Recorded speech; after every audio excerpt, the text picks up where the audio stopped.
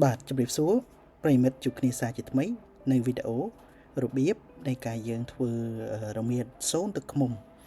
បាទអញ្ចឹងដូចវីដេអូខាងដើមអញ្ចឹងយើងមានរមៀតហើយយើងយកវាទៅលាងទឹកឲ្យស្អាតទៅ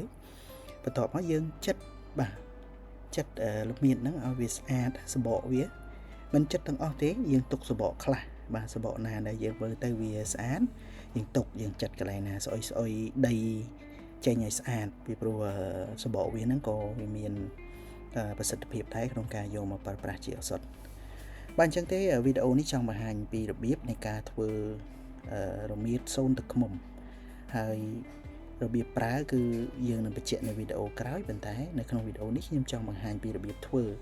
រមៀតសូនទឹកឃ្មុំបាទអញ្ចឹងយើងមានរមៀតយើងទិញមករមៀតយើងពី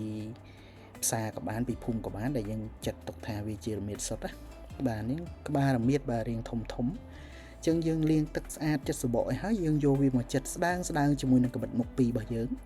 បាទពេលដែលចិតហើយយើងត្រូវយកវាទៅហាលនេះគឺបើសិនជាបានកម្ដៅថ្ងៃក្ដៅខ្លាំងគឺរឹតតែល្អដោយសារវាឆាប់ស្ងួតបាទបន្ទាប់មកយើងយកមកវាមកកិនឬក៏បុកក៏បានដែរបើបងប្អូនមានម៉ាស៊ីនកិនដូចខ្ញុំអញ្ចឹងកិនវាទៅបាទប៉ុន្តែរមៀតនេះរាងចាស់ដល់ពេលអញ្ចឹងរឹងណាបងប្អូនកិនទៅវាអត់សូវម៉ត់អីអញ្ចឹងយើងត្រូវរែងយកអាម៉ត់មានន័យថាម្សៅរមៀតហ្នឹងចេញមួយតង់សិនចាំយើងកិនវាឬក៏បុកវាបន្តទៀតបាទពេលកិនហើយគឺបានម្សៅរមៀតលឿងបែបនេះស្អាតមែនទែនបងប្អូនបាទបន្ទាប់មកយើងទៅធ្វើទឹកឃ្មុំម្ដងនេះគឺទឹកឃ្មុំដែលយើងទិញមកពីអ្នកលក់នៅតាមភូមិដែលគាត់រកឃ្មុំសុទ្ធយើងកុំទិញទឹកឃ្មុំដែលគិតថាមិនសុទ្ធដោយសារវាអាចមានលេយទឹកបើអញ្ចឹងទេធ្វើឲ្យរមៀតយើងនឹងដុះផ្សិតបាទទឹកឃ្មុំគឺយើងយកទាំងបកងអញ្ចឹងតែម្ដងដើម្បីធានាថាវាសុទ្ធបាទយកវាច្បាច់មកហើយបរិមាណទឹកឃ្មុំយើងដាក់ទៅតាមមួយល្មមដែលយើងកុំឲ្យវារាវពេកពីព្រោះថាតែរាវពេកវាធ្វើឲ្យរមៀតយើងនឹងជ្រាយអញ្ចឹងយើងលុញទៅវាស្អិតតេតៈពិបាកអញ្ចឹងយើងពូតទឹកឃ្មុំយើងដាក់ចានឬក៏ចានដែកសិនទៅបាទក្រោយពីពូតទឹកឃ្មុំរួចរាល់ហើយយើងធ្វើម៉េចយើងចាប់ផ្ដើមលាយទឹកឃ្មុំដួសយកទៅទឹកឃ្មុំថ្លាល្អយកមកលាយចាក់ទៅលើម្សៅរមៀតហ្នឹងយកវិតវាបាទចំបាច់វាឲ្យរៀងសប់បន្តិចទៅហើយទុកវាមួយសន្ទុះដើម្បីឲ្យទឹកឃ្មុំនិងរមៀតហ្នឹងវាចូលសាច់គ្នាបាទបន្ទាប់មកយើង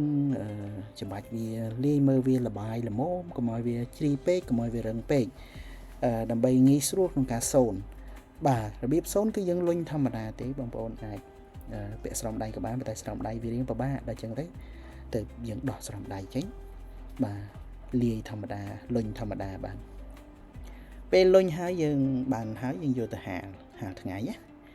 បាទហាលថ្ងៃបែបនេះយើងបានសមិទ្ធផលចុងក្រោយគឺបែបនេះ